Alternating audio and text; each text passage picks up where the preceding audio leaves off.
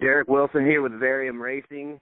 Matt Lindle coming off the Ironman 10-hour champion. That's one man, one machine, 10 hours. Impressive as always, Matt. I think what most people probably want to know is, how do you feel right now? Yeah, that's probably the question I've gotten the most. I'm hurting. Don't get me wrong. The muscles are sore. They're definitely telling me I was on a ATV for 10 hours straight. But as far as other little injuries and nagging things, I fared better than I have the previous 2 years. I've had some issues with my hands and my knees getting rubbed and stuff like that. Got that taken care of this year a lot better, so those are a lot better off. But the muscles they're sore, definitely. You know, before we get into the actual race, which was 10 hours, and some of it I imagine somewhat of a blur, what is the feeling the day before going to the racetrack? I mean, I can imagine, professional athletes like yourself, like going to the Super Bowl and the feelings before. It's got to be very, very, very surreal. So what is that, and how does it feel, and what goes through your mind? Yeah, this year I felt better than previous years. I felt more relaxed, and that just, I think, was the coming with experience and confidence and just having more fun with it than I ever have this year. And that all goes along with, I'm doing a lot of racing. I've got a good support group with family and sponsors, and I just having a lot of, the fun with it. I'm running the GNCC this year, so racing to me is, I'm at an all-time high with the level of fun that I'm having this year. And so it definitely helps. Don't get me wrong, I'm still nervous as about any rider ever is. Nobody's completely calm, but I was still a little nervous, but I slept good. I had confidence from my previous 2 years winning it. I knew it's 10 hours, anything can happen, but I felt prepared as I was going to get. I would have liked to train a little harder so I could be in a little better physical shape, but I felt confident in my riding and that I can conserve a little bit and then kind of bring it on at the end if I had any gas left. And so it was a little more relaxed this year for sure, but definitely still had a few nerves and definitely still get nervous right before the 10-second call and during the 10 seconds before the air horn goes off. That I think any rider does, no matter what level you're at. You and I talked yesterday a little bit about, everybody knew Matt was coming. Did you feel it as soon as you got in the gate or when you stepped on the ground? Were eyes on Matt? I always have friends and fans and stuff like that around, and that they're more friends and family is what I would consider them. They even if they are fans of me, I just consider them more friends. But yeah, everybody's just so friendly there at all the Iowa people, the people that made the trip from the GNCC. All of those guys, it's really nice, a good atmosphere. So it was just a really friendly thing. There was definitely talk about me and the three-peat for the Ironman since it had never been done, but if it happened too much, I try and kind of stay away from it. I don't want all the hype or anything like that. I'm just having fun and trying to improve every time. That's what makes you a great professional, that you are approachable, and you've never ever turned your back on anyone that wanted advice or our youth racers. So that's awesome, man. That's what sets you aside from a lot of the top professionals. So let's go racing, man. You get to the line, and it was obviously crowded from what I saw. So take us from the whole shot. And, I'm curious, typically you're doing 2-hour races. So I would think at that point, it would be hard at an hour and a half, where typically you're pushing real hard at an hour and a half to remember. This is a 10-hour race, but you do have the experience. At an hour and a half, are you thinking, does your body and mind say, okay, this is when we got to go? Yeah, it's definitely different, and I talked to my dad a little bit about that this morning.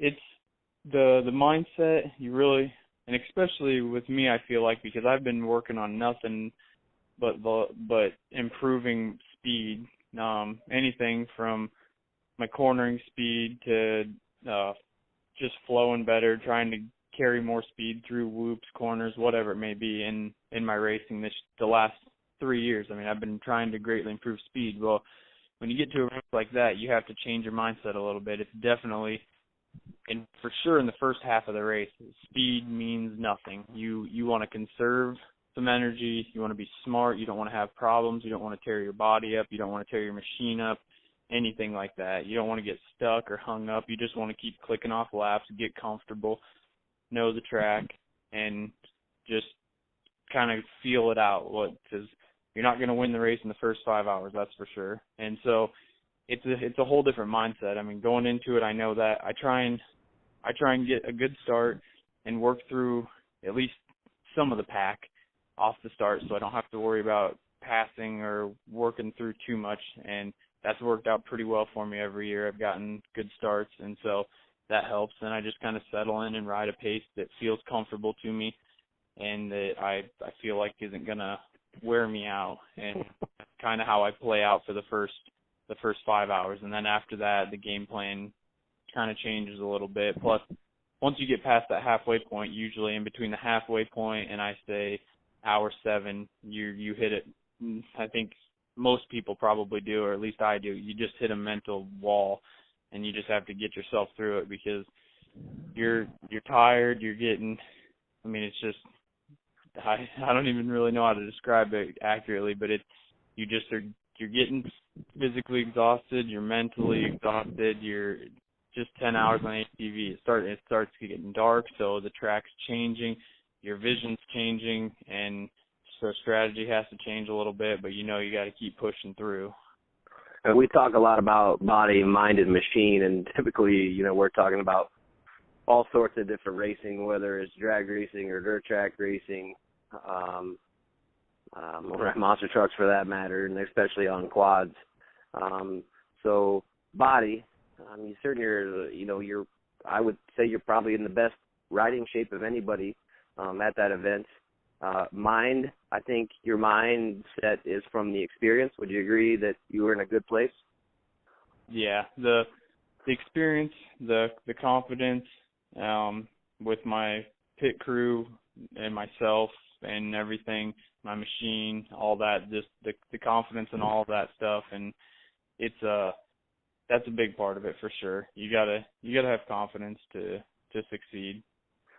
And then break it down to machine, and any machine that can run those kind of hours that long at that kind of pace, that kind of stress is unbelievable. And I think it's due to congratulate everybody that took to that line and everybody that finished that race on that machine, because you can't just take your quad out there that you've been beating up for 3 months with no maintenance and expect it to finish, or for it to finish, period. And Matt, I know you put a ton of effort into preparation for the Heartland, and you were telling me about what you were sitting on, and not a lot of people realize that. Are you willing to share that with us?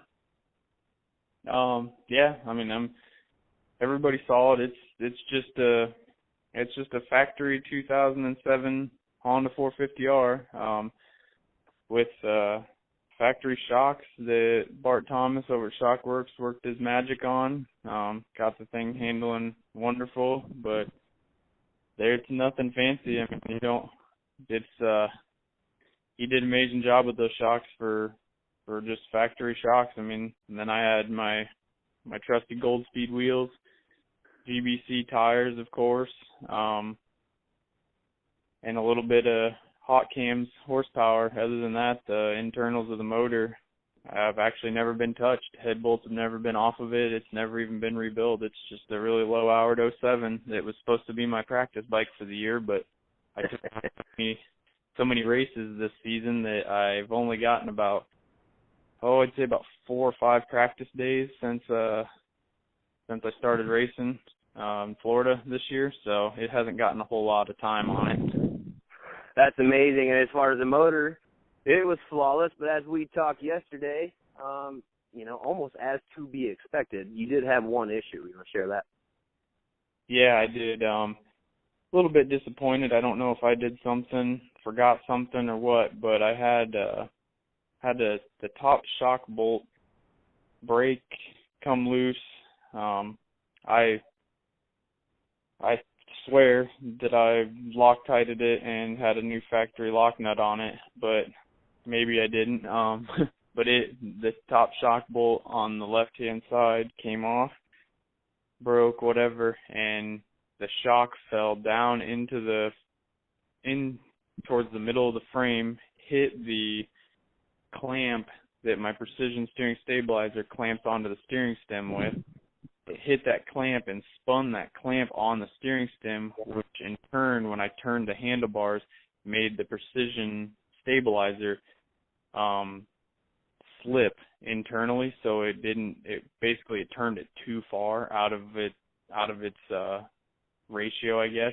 So it broke it, and so then I could only turn the handlebars one direction. They were locked up the other way, and then the shock, of course, was no longer connected. So I was able to, I'd made about a half a lap, so I was able to get it out of the woods very carefully because I was hoping that the shock shaft wasn't bent, and because that would have ended my day.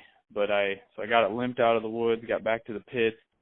So I didn't complete that lap, and then once you're back in the pits, you have to start the lap completely over again. You can't just go drive back into the woods. So we got it all fixed. That was a couple of minutes. I mean, we were pretty quick about it. Most of my time killed was in the getting back to the pits and then having to restart that lap. So in the end, it ended up costing me about 20 minutes, but we only probably had about 5 minutes in fixing it maybe. But we got it all fixed. Luckily, the shock was okay, and so I just had to run the rest of the race without the steering stabilizer, which was definitely not fun. Precision is one of my sponsors, and I would like to keep their stabilizer on my machine at all times and not ever have to run without one again. Yeah, they certainly have a good product. They're a leading manufacturer of those stabilizers and Precision. You guys catch wind of this. It looks like Matt's out of Precision stabilizer, so cool. Yeah, yep, it's definitely not something I ever want to do is run without one of those. I knew that before the race, and it was definitely not one of their flaws. I either forgot something or something broke and ended jamming into their stabilizer and breaking it. So it was unfortunate, but at least I was able to get going again. Definitely didn't help my fatigue any, not having that steering stabilizer either. I noticed it. It took me a long time to really kind of get back in the groove because it was just those stabilizers they're a must-have for any rider, I think. And so it was a rough little few laps there to try and get back in the groove and without one. So the sun goes down. Like you said, it changes vision. It changes the way you feel. Do you get a bit of a second wind when the sun goes down? I mean, this is a drastic change. And it doesn't happen very often in racing that you're racing that long that you go from day to night to almost morning. Yeah, it's definitely different, probably for every rider. I personally do like the nighttime myself. I get comfortable. It takes me a few laps to get the feel of the shadow that the light produces and just get in the groove. But I do actually like riding at night. I don't do a whole lot of it on my own time by any means, but when this event happens every year, I do like the nighttime. I had good lights this year. One perk of being a farmer, I've got some access to heavy equipment lights, though. Had on this year were actually designed for our sprayers, so they had plenty of vision. Worked great, but I got a second wind. I feel like I probably hit the mental wall, and had to overcome right about hour 6.5, somewhere in there. So right about when the sun was going down is when, right before I had to turn the lights on, was when I really started to just get in a slump. I didn't feel as comfortable. I was starting to get fatigued mentally. I was getting exhausted. It wasn't comfortable. It wasn't as much fun for me for a while. I pitted. I got a little bit of food, a banana, and then I got some Gatorade in me. My dad checked the machine over, got me fueled up, and lights ready to go, and took off. Kind of started to come back around a little bit.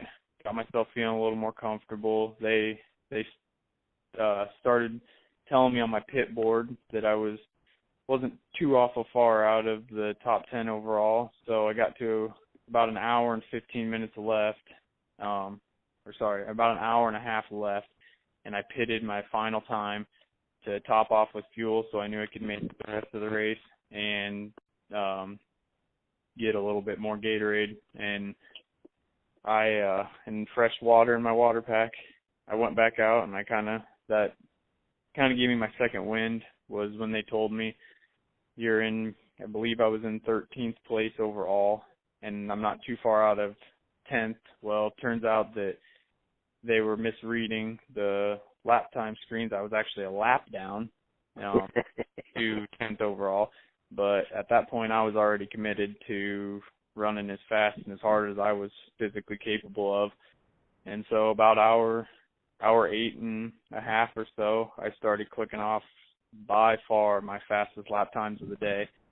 And so I'll just have to wait and see when the lap times get posted online this week and look at them myself. But from what I was being told, I was posting the fastest lap times, excluding Team Yamaha.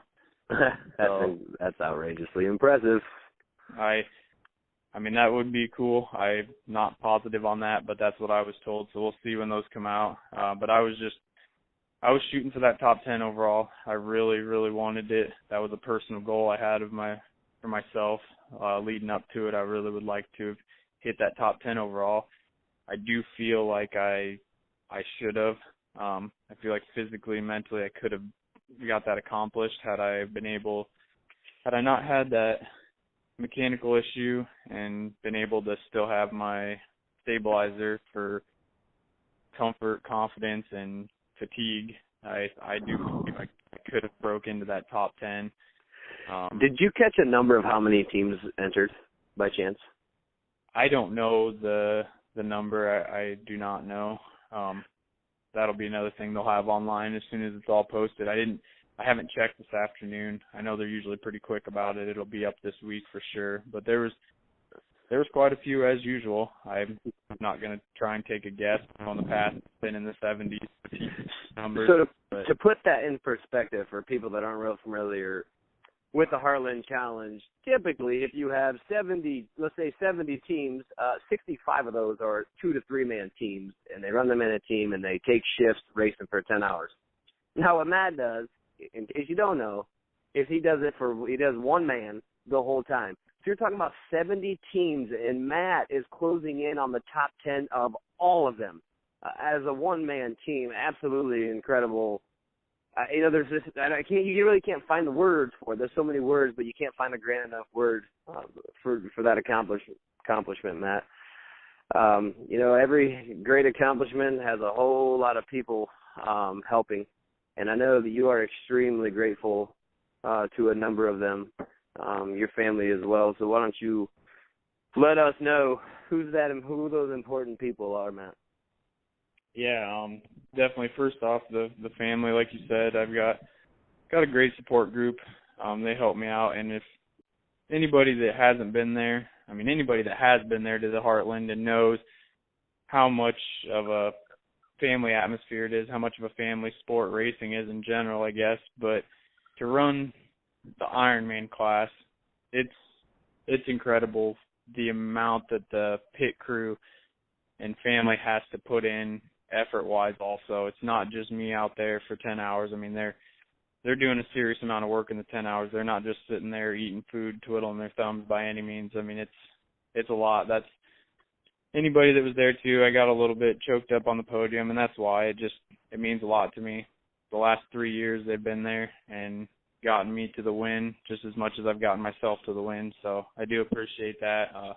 Had a lot of good friends come out to this one too, high school friends, friends that I'm still really close with, so that was neat.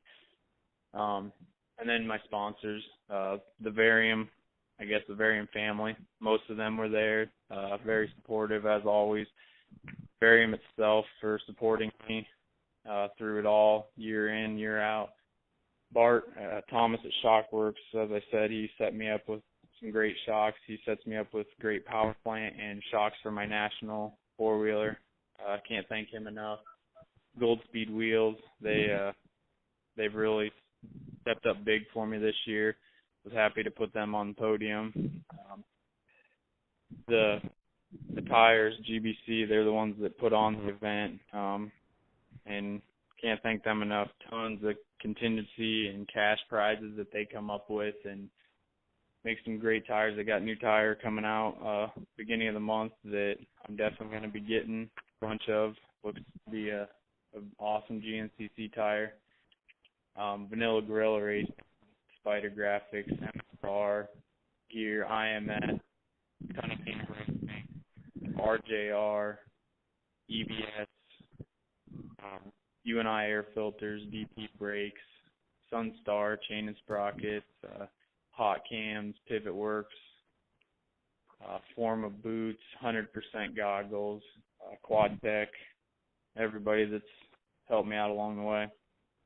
Now, if I'd have talked to you about your sponsors, when you got off that quad, I don't think that'll work so well, Matt. 10 hours of racing, I imagine you had a hard time remembering your name at that point in time.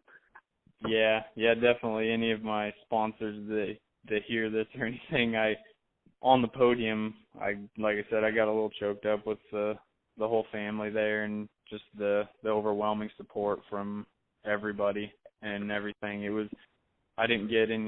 I actually didn't get any sponsors thanked on the podium.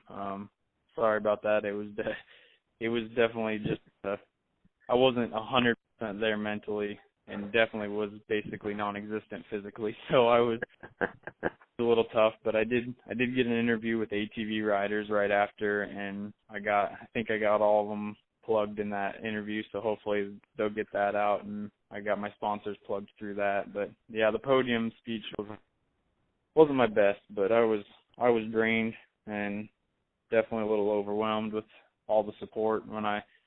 It was amazing when I came across the finish line, all the fans and everybody there, my family swarming me before I was even finished getting across the last little rock section there. It was neat. And Mr. Fowler had something to say, right? Yeah, he was the first one actually to give me a high five. He was waiting right there next to Tracy Kiner at the helmet check start finish, and he had Johnny Gallagher's pit board that said 3-peat on it and gave me a high five. So those are all of the Yamaha boys and the whole crew. They were supportive the whole day, cheering me on.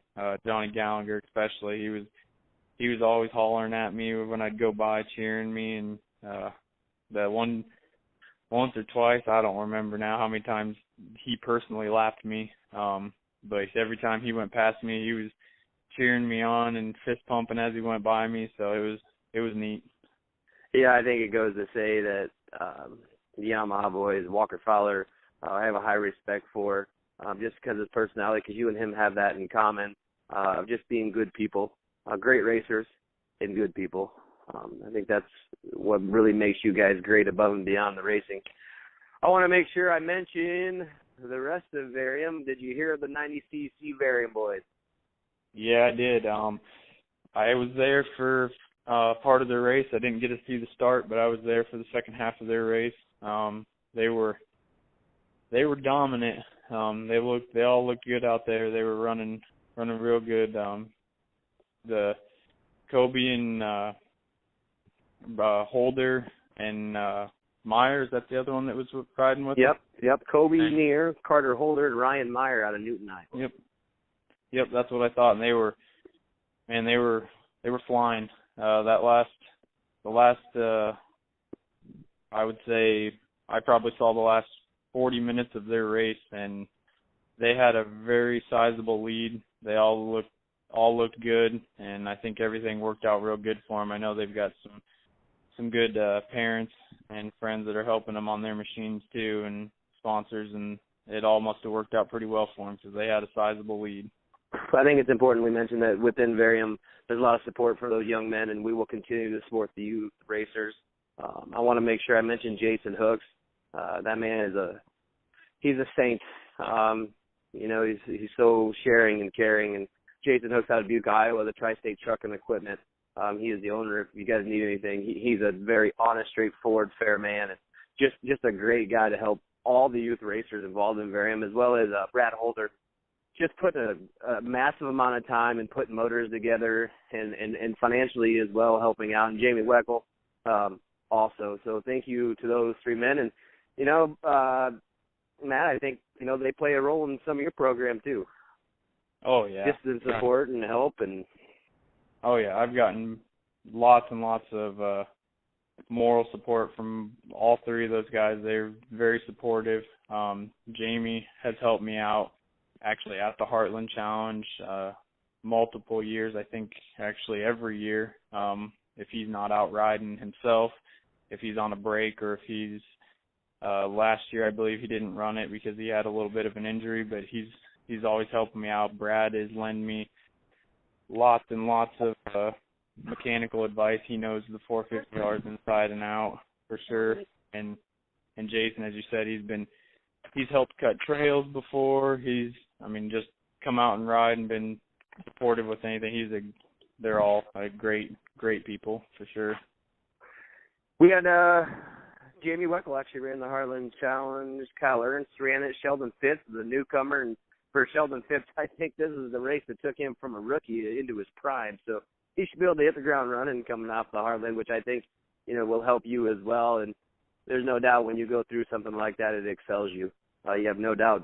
There's no way but to be better when you get done with the Heartland Challenge. Matt, extremely impressive.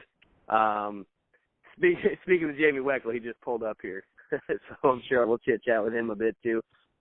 But great job, Matt. Absolutely impressive as always. And, you got some of the season left. This will certainly boost you to the next level, which we're always looking for. Yeah, definitely. It gives me some confidence. Definitely gives me some more track time and just more fun out there, having fun, really looking forward to these last 4 GNCC events.